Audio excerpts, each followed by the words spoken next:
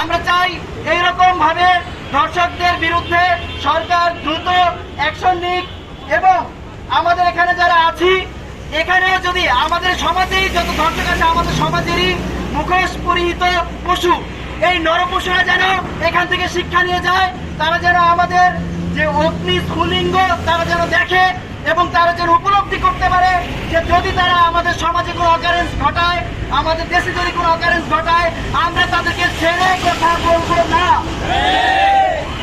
আমরা আরো লক্ষ্য করেছি আমাদের এই আন্দোলনকে প্রশ্নবিদ্ধ করার জন্য একদল যে লুটেরার তারা বিভিন্ন চক্রান্ত করে যাচ্ছে।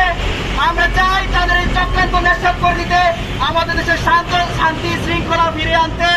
কোন বহিঃশত্রু অভ্যন্তরস্থ শত্রু যদি আমাদের দেশের শান্তি শৃঙ্খলার অবনতি ঘটাতে চায় আমরা তা শক্ত হাতে প্রতিরোধ করব। এই বলে আমি আমার বক্তব্য শেষ করছি। সবাই ভালো থাকবেন।